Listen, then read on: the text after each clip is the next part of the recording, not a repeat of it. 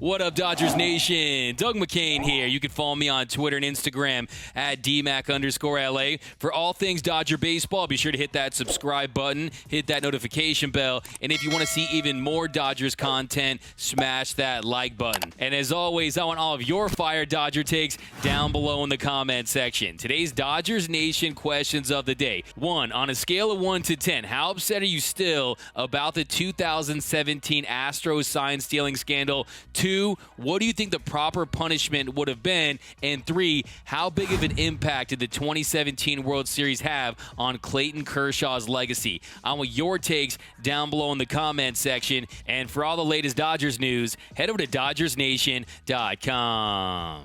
So it's going to be a wild 2 games in Houston. You've got Dodgers Astros at Minute Maid Park in Houston, and it'll be the first time that Dodger fans will be able to mercilessly boo all the Astros that were implicated in the 2017 sign-stealing scandal that still remain on the team. And yes, Dodger fans could have attended other games that the Astros were playing in and booed them there, but they get to boo them in front of their own team. Those boos are just going to hit different. Now, as far as the players go on the field, will you see another Joe Kelly incident? Will he throw at the Astros once again? And of course, I'm not advocating for it or anything because 1, I don't want to see players get hurt, even though I hate the Houston Astros. And 2, I want to keep stacking these dubs. The Dodgers are on a hot streak right now. I want them to continue their winning ways, and we don't need to give them free base runners. But you've got crazy Joe Kelly. Who knows what he's going to do? Maybe in the sequel, it'll look a little like this. Wow.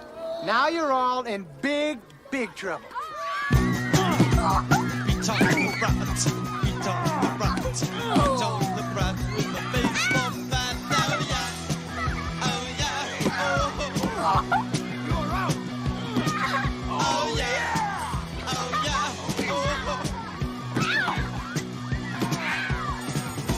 But I'm telling you, it's going to be quite the scene tonight in Houston between the Dodgers versus the Astros, between the Dodger fans versus the Astros on the field, Dodger fans versus Astros fans. Look, the one thing I don't understand is how do Astros fans still support that 2017 Astros team? It's like throwing a graduation party for all the kids that were caught cheating in the college admission scandal, or saying that Bernie Madoff was a great investor, or that Fyre Fest was a great music festival. No, they were all frauds, just like the Houston Astros, and this is their fan base still supporting them. Oh, I love trash.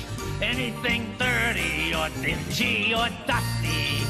Anything ragged or rotten or rusty. So as you can see, I'm still heated about what happened in 2017, and I don't think I'll ever get over it until they strip them of that World Series title, or at least put an asterisk in the record books. But of course, with Rob Manfred, we know that won't happen. Maybe one of these days, baseball will get a halfway decent commissioner, but until then, I'm confident they'll be keeping that illegitimate title. Now, the question today is, who was hurt the most by the 2017 Astros sign-stealing scandal, where they use electronics, cameras, to illegally steal signs, decode them in real time, and then relay them to batters on the field, whether it be through trash can banging or whistles. Today it's going to be mainly through whistles, but who was hurt the most? Was it the fans? I know people that have told me that they had relatives that weren't able to make it to the 2020 World Series, and all they wanted to see was their Los Angeles Dodgers win another World Series. They didn't get to see that. How about everyone that worked with the Dodgers? How about Dave Roberts,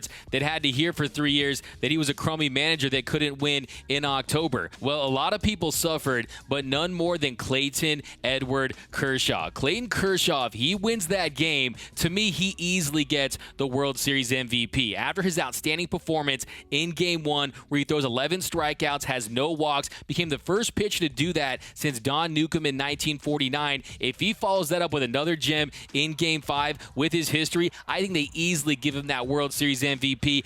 And then suddenly he's in the conversation for best pitcher of all time. He's in the conversation with guys like Sandy Koufax, Bob Gibson, Walter Johnson, Cy Young, Pedro Martinez, Randy Johnson. The list goes on and on. In my book, he's still in that conversation, but with the World Series MVP, his resume would have been complete. Save for throwing a perfect game and winning the NL Rookie of the Year award, there's nothing this man wouldn't have accomplished, from 3 Cy Young awards to the 2014 NL MVP to a World Series MVP. Now at this point in his career, I don't think that's even a possibility, and they robbed him of a part of his legacy, and to me, that can't go understated. Now, taking a deep dive into the 2017 World Series Game 5, which I watched this morning, by the way, because apparently I like to punch air, Clayton Kershaw was cruising through 4 innings, and he had the run support. Now, in his career, at that point, he was 124-19 in his career in the regular season and the postseason with a 3-run lead.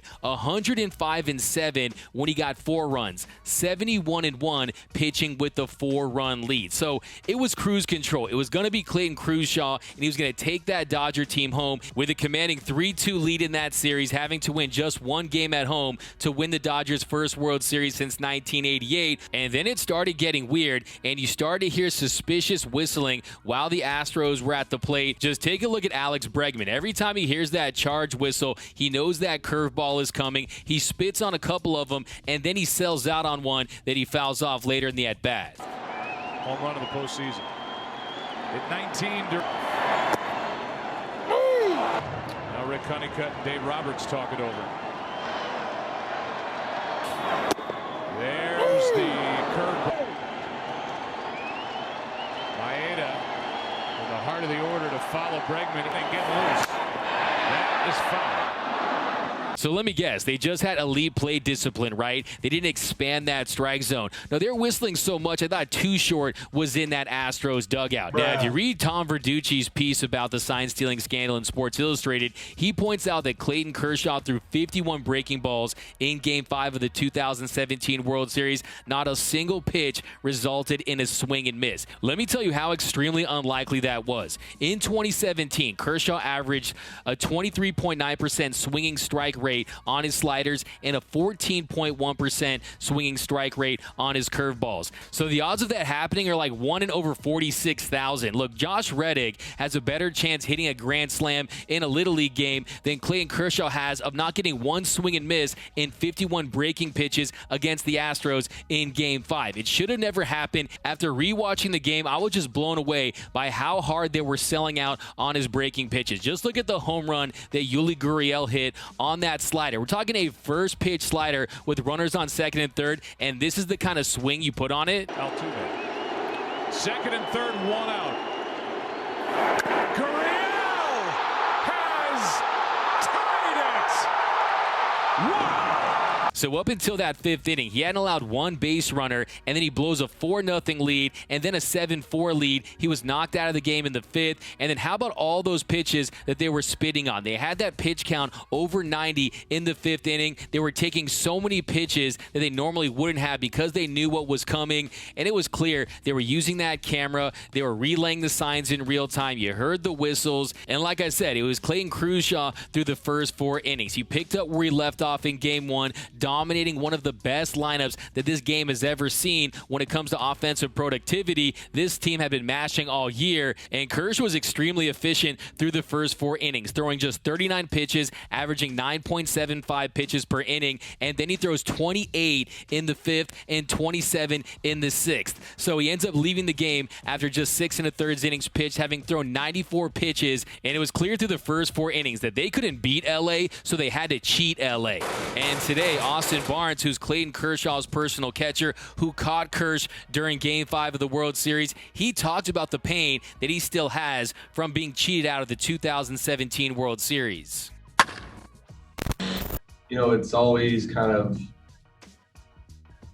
it'll always be something weird there. You know, like it's those games were important to us, obviously. I know it's a while ago, but you know, I don't know. There's something weird there. It's different coming back. You know, you just want to beat these guys, and you know, that's what we'll go out there and try to do.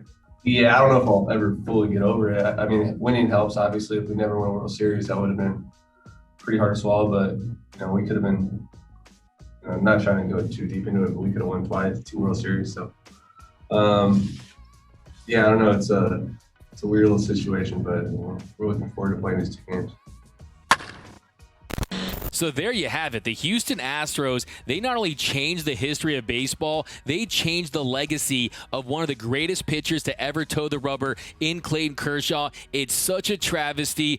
Good thing for the Dodgers, as I think they have another World Series in them with Clayton Kershaw. Maybe someday he can find a way to get that World Series MVP back. I don't see it as very likely, but hopefully it happens. You never know. But let me know down below in the comments. On a scale of 1 to 10, how upset are you still about the 2017 sign-stealing scandal? What do you think the punishment should have been? Give me your takes down below in the comments section. My name is Doug McCain. You can follow me on Twitter and Instagram at DMac_LA. For all things Dodger baseball, be sure to subscribe to the Dodgers Nation YouTube channel. Hit that subscribe button. Hit that notification bell. And if you want to see even more Dodgers content, smash that like button. For all latest Dodgers Nation merch, head over to gearup.la. Some of the best Dodger t-shirt designs in the game. You're going to find it right over there at gearup.la. For the latest Dodgers news, head over to DodgersNation.com. And until next time, think blue, bleed blue, and I'm out.